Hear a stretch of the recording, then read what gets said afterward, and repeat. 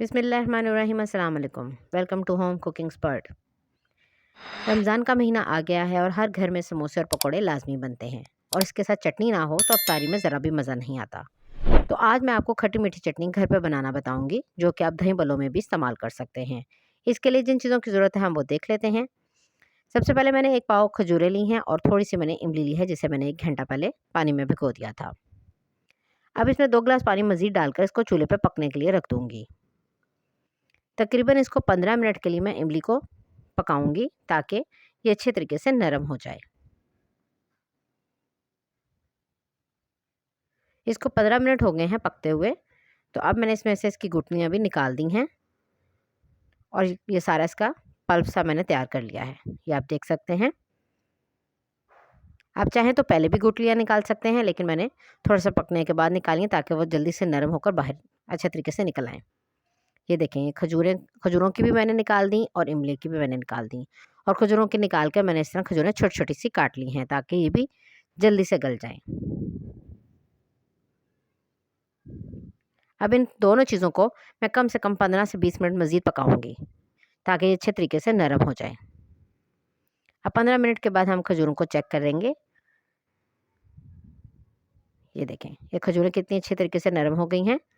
अब इसको हम 10 मिनट के लिए ठंडा करेंगे और इसको अच्छी तरह मिक्सी जार में डालकर ग्राइंड कर लेंगे, और इतना अच्छा पीसेंगे ताकि इसमें कोई किसी किस्म का चंक्स वगैरह ना हो। ये देखें, इसको मैंने अच्छे तरीके से ग्राइंड कर लिया है, और कितना अच्छा ये बैटर तैयार हो गया है। अब इसको मज़ीद मैं पकने के लिए रख दूँगी। अब साथ में हम इसके कुछ थोड़े से स्पाइसेस डालेंगे, जिससे हमारी चटनी और मज़ेदार हो जाएगी। उसके लिए मैंने सबसे पहले हाफ़ टी स्पून मैंने इसमें रेड चिली पाउडर डाला है, हाफ़ टी स्पून मैंने इसमें नमक डाला है, half teaspoon chili flakes डाली है, और 1/4 टीस्पून मैंने इसमें अजवाइन डाली है, और 1/4 टीस्पून ही इसमें मैंने ज़ीरा डाला है।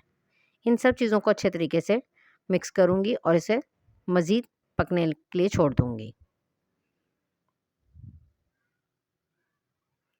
ताकि मसाले भी हमारे अच्छे तरीके से पक जाएँ। इसी दौरान जो लोग मेरे चैनल पे नए हैं, उनसे मेरी रिक्वेस्ट है कि वो मेरे चैनल को लाइक करें, शेयर करें और सब्सक्राइब करें, और साथ लगे हुए बेल आइकन को ज़रूर प्रेस करें, ताकि उनको मेरी हर आने वाली वीडियो का नोटिफिकेशन मिलता रहे। अब ये देख सकते हैं, इसको 15 मिनट हो गए हैं पकते हुए, ये काफ़ी थिक भी हो गई है।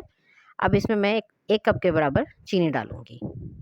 हमने इसमें कोई कॉर्नफ्लोर वगैरह यूज़ नहीं किया, इसको बस लो फ्लेम पर पकने के लिए रख दिया था, ताकि खुद ही ये थिक होती जाए। अब ये देखें, ये भी कितने अच्छे तरीके से थिक हो गई है। ये ठंडी होने के बाद मज़ीद थिक हो जाएगी। हमने बस इसी स्टेज पे इसको उतार लेना है। अब मैं आपको इसको सर्व करके दिखाती हूँ। ये इसकी फाइनल लुक है, ये आप देख सकते हैं। ये भी ठंडी होगी तो ये मज़ीद थिक हो जाएगी। हम इसमें कोई कॉर्नफ्लोर वगैरह कोई चीज़ यूज़ नहीं करेंगे। आप इसे ईज़िली 1 महीने के लिए सेव भी कर सकते हैं। दही बल्लों में भी इस्तेमाल कर सकते हैं। मुझे उम्मीद है आपको मेरी रेसिपी पसंद आई होगी। नेक्स्ट वीडियो में मिलूँगी। अल्लाह हाफ़िज़।